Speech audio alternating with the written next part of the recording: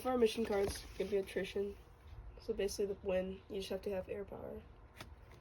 But you're going to have them covered. Your posture cards are going to be shown. So both our posture cards are going to be standard with 6 neighbor cards and 4 squadron cards. You'll have your squadron cards already selected for you, but you will have the option to pick up the neighbor cards. So in order to start the game, you want to roll to see who has the highest number to start the game. Okay, so I rolled a 3, Sam rolled a 4, so he gets to go first. So the first thing I'm going to do is deploy a squadron. So to deploy a squadron, you're going to flip over the squadron card, and then you're going to put the tokens of that squadron into the first band, or based off of where you can deploy it, which is at the bottom of your squadron card. And that'll end my turn.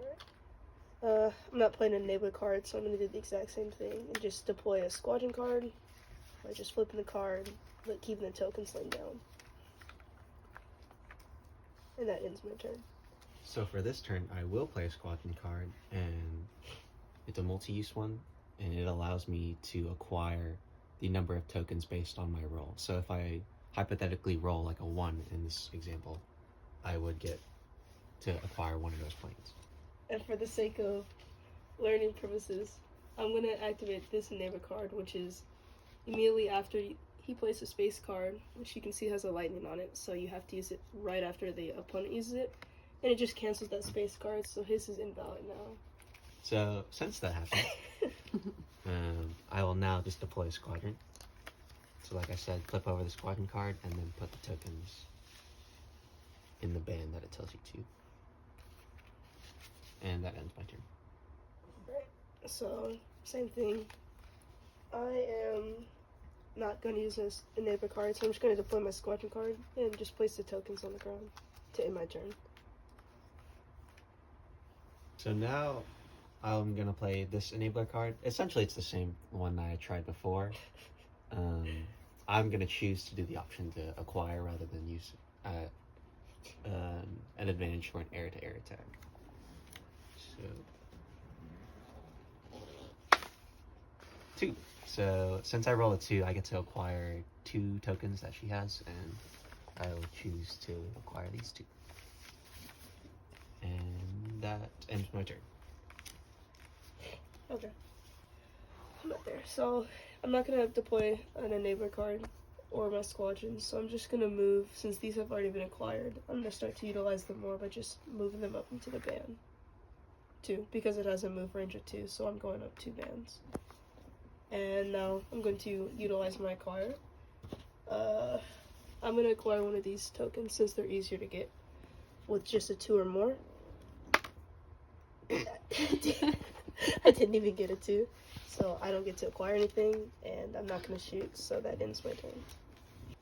So now I'm going to play this enabler card, which means that anytime Cadet Latson here rolls, she has to roll 2 dice, and whichever one is lower is the one she has to go off of. Okay, so the pin here in the top right corner means that it's going to be there for the entire ATO cycle. So anytime Cadet Latson rolls to attack, she's always going to be at a disadvantage.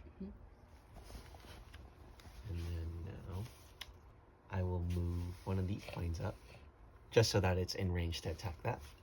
And now, since I already have it acquired, I'm going to choose to attack it. So, in order to get a successful attack off with this card, I have to roll a 2 or higher. But since I rolled a 1, that uses the missile. So this plane is now Winchestered, and I completely missed his target. So I didn't acquire it. Yeah, so since I rolled a 1, I use the missile.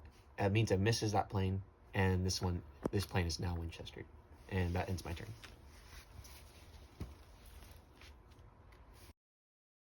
So because Fam used his enabler card, I'm going to use my enabler card, which will last the entire ATO cycle.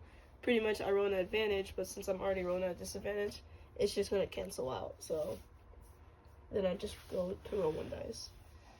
I'm just going to move because this plane has already been acquired anyways. So I'm going to move up.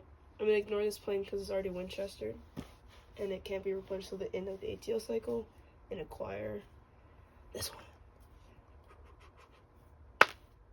So I got a 4, so I acquired it. And now I'm going to move to shoot it, which means I just need to shoot a 2 or more with no advantage or disadvantages. So I rolled a 2, so I take his plane, but because it's not a 4, it gets Winchester's, and we'll just have a token to show that it has no ammo anymore. And that ends my turn.